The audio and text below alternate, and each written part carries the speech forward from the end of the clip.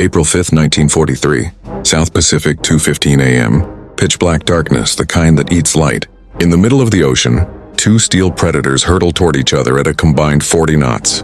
One is the USS Oannon, the most decorated destroyer in the fleet. The other is the Ro-34, a Japanese submarine hunter-killer slicing across the waves like a blade. Within seconds, a mistake is made, a command is shouted, and suddenly the two war machines are not miles apart but side by side. They are too close for torpedoes, too close for the heavy deck guns to depress. American sailors look down and freeze. Japanese sailors look up and sprint for their machine gun. It is a standoff that should end in slaughter. The Americans have no time to reload. No grenades ready, no sidearms in hand. They're staring death point blank, but they do have something else. Something sitting in a crate on deck. Something military history calls improvised ordnance. You and I know it by another name, potatoes. This is the true story of the strangest kill in World War II. The night a $1 million warship was delayed by a vegetable. To understand why sailors threw food at a submarine, you must know where they were. They were in hell. Officially, it was the Solomon Islands campaign, but sailors called the water between Guadalcanal and Savo Island Iron Bottom Sound. The ocean floor there was paved with the rusting hulls of dozens of Allied and Japanese ships. By 1943, the Pacific War had become a grinding knife fight in the dark. The Japanese owned the night with fast destroyers and deadly long-lance torpedoes. American sailors lived in constant fear, snatching sleep in trembling fragments. Every shadow looked like a monster. Every splash carried danger. And patrolling this watery graveyard was the USS Oannon, hull number 450. A Fletcher-class destroyer the crew called the Lucky O, not because she avoided battle, but because she survived it. Commanding her was Commander Donald MacDonald, a man with a nursery rhyme name and a razor-sharp reputation. He drilled his men until they could fire, reload, and maneuver blindfolded. His crew was battle-hardened, tense, and ready. The Oannon carried 5 5-inch guns, 10 torpedo tubes, and racks of depth charges. But she had one fatal flaw. Her guns couldn't depress low enough to hit something only a few feet away. At close range, she was nearly toothless. By April 1943, the crew was exhausted, uniforms crusted with oil and salt.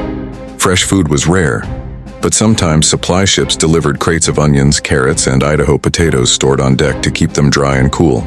Those potatoes were meant for dinner. No one imagined they would become ammunition, but on the night of April 5th, everything shifted. The Oannon cut through black water on a quiet patrol. The crew whispered, tired but alert. Then the radar operator stiffened. A faint blip low in the water, moving fast. Not a whale, not debris. A submarine. Commander MacDonald ordered general quarters. The klaxon wailed, boots thundered, and the Lucky O snapped to life. The destroyer accelerated, engines roaring as she swung toward the contact. The crew manned their stations in seconds. The sea boiled with white water as the Oannon charged headlong toward an enemy they could not yet see. And then visibility broke. The Ro-34 surfaced suddenly, barely 50 feet off the bow. Too close to shoot, too close to evade. Both crews froze for a heartbeat as the two steel beasts locked eyes across a distance smaller than a living room. The Japanese sailors scrambled for their machine gun, shouting orders as they tried to swing it toward the Americans. But the angle was tight, the mount stiff, and every second counted. The destroyer crew knew they had maybe 3 seconds to act, but their own guns were useless at this range. The 5-inch barrels towered too high, unable to depress enough to fire downward at a submarine nearly brushing their hull. Sidearms were holstered, grenades were locked away. No weapon was ready. A moment of panic rippled through the deck until one sailor, Seaman First Class Jack Davis, spotted a wooden crate near his feet. It was open, filled to the brim with Idaho potatoes. Without hesitating, he grabbed one and hurled it.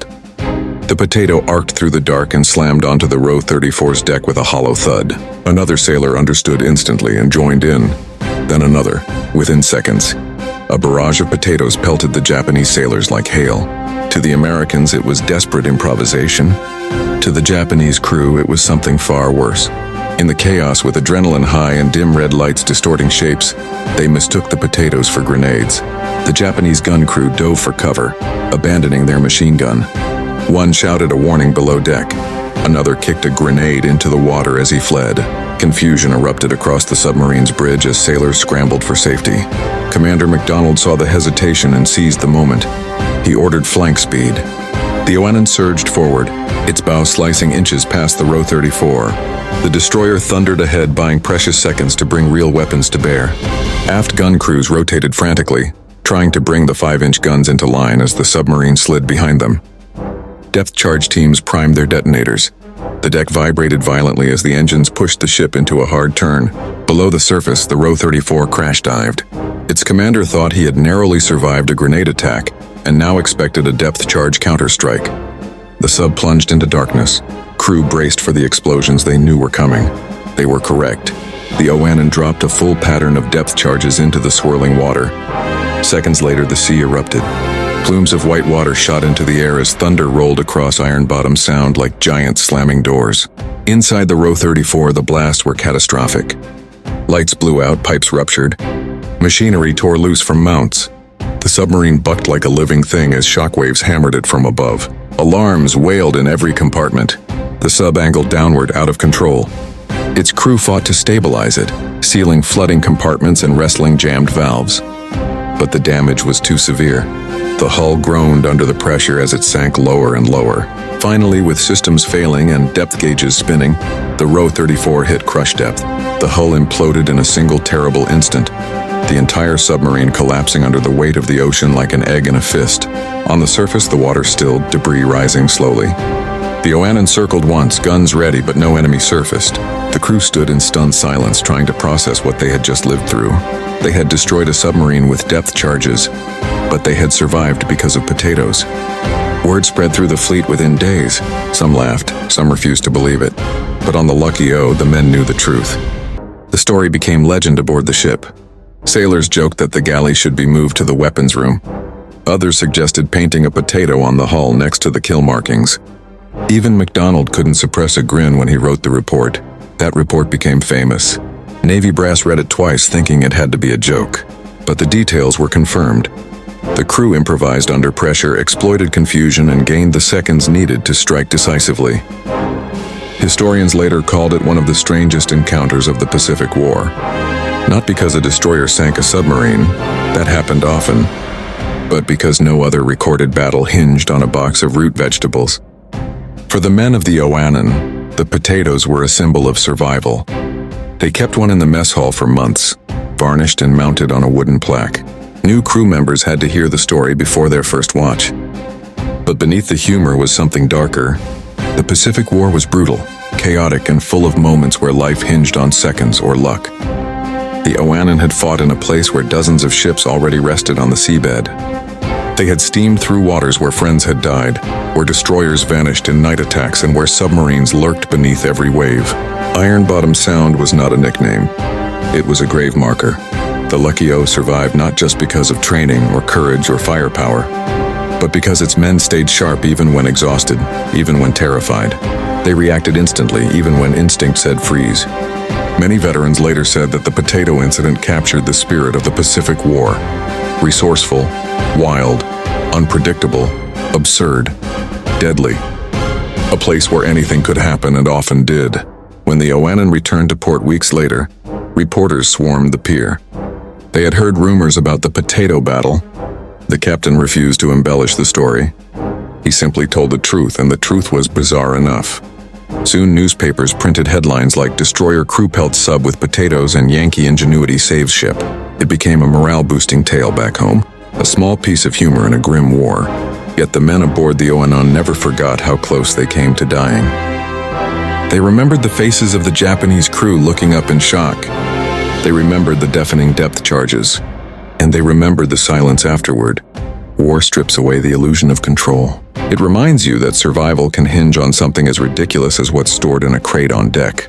The men of the Oannon carried that lesson with them for the rest of their lives. Years later, reunions were held, and the story was told again and again.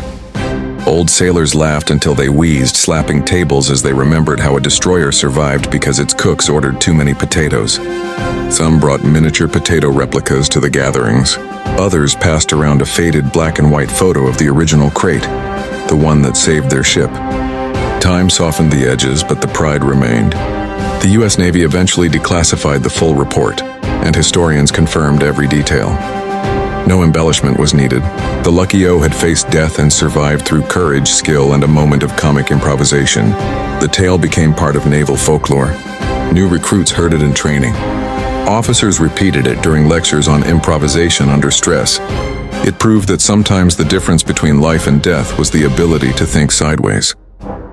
But for the men who lived it, the memory was sharper than folklore. They remembered the cold air, the salt spray on their faces, the terror rising in their chests as the submarine surfaced too close to fight or flee. They remembered the split second when time slowed, when no weapon could be brought to bear, and when instinct made a sailor grab whatever was nearest. In that sliver of time, the absurd became the only option. Some later admitted they didn't even know why they threw the potatoes. They just moved. Their bodies acted before their minds caught up. It was survival without logic, a reaction fueled by training, panic, and raw will. On the Japanese side, survivors later said the attack felt real. In the dark confusion, the thuds sounded exactly like grenades hitting steel.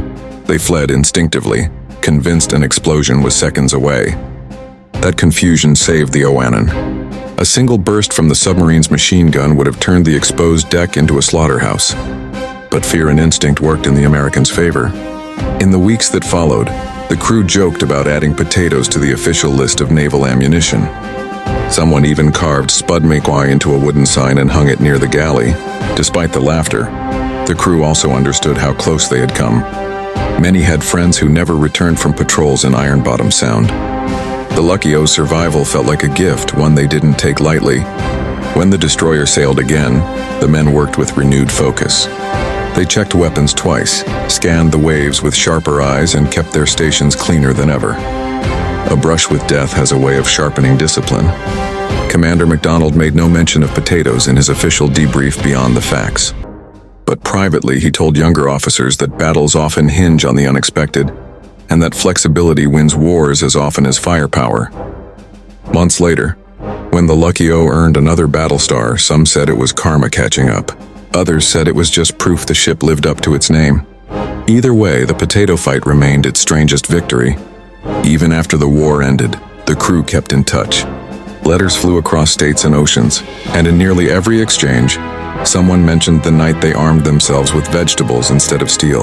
The story spread to veterans' halls, barrooms, and family gatherings. Kids heard it from grandfathers who still shook their heads in disbelief.